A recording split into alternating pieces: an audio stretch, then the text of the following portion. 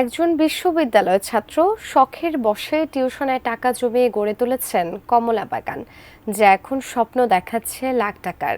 যশোর বিজ্ঞান ও প্রযুক্তি বিশ্ববিদ্যালয় পড়ুয়া ঝিনাইদহের শামীম হোসেন সাজ্জাদের সফলতার কথা জানিয়েছেন ঝিনাইদহ প্রতিনিধি ইমন হাসান। দেখুন ডেস্ক রিপোর্টে। সারি সারি গাছের সবুজ পাতার ফাঁকে উকি দিচ্ছে পাকা কমলা। ঝিনাইদহের সদর উপজেলার গান্না ইউনিয়নের পশ্চিম ভবানীপুরের সাজ্জাদের এই কমলা বাগান দেখেই চোখ জুড়িয়ে যায়। প্রথমে টিউশনির আয় থেকে জমানো 10,000 টাকায় 100টি চায়না জাতের কমলা লেবুর চারা কেনেন সাজ্জাদ। আনুষঙ্গিক খরচ 30,000 টাকা। মোট 40,000 টাকায় গড়ে তোলা বাগান থেকে প্রথম সিজনেই 70,000 টাকার ফল বিক্রি করেন তিনি।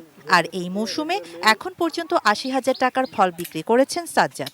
আরও 3.5 থেকে 4.5 লাখ টাকার কমলা বিক্রির আশা তার।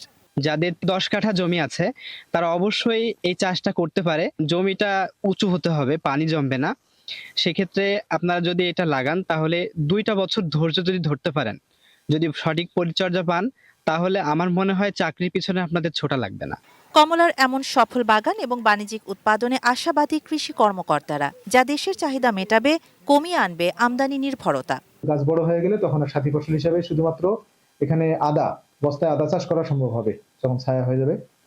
এবং যখন গাছ ছোট থাকবে তখন আদা ছাড়াও বিভিন্ন প্রকার মশলা যেমন মরিচ আবাদ করা যাবে এবং শাকসবজি আবাদ করা যাবে। ঝিনাইদহ জেলায় এবছর 70 হেক্টর জমিতে চায়না সহ বিভিন্ন জাতের কমলা লেবুর আবাদ হয়েছে বলে জানিয়েছে কৃষি বিভাগ।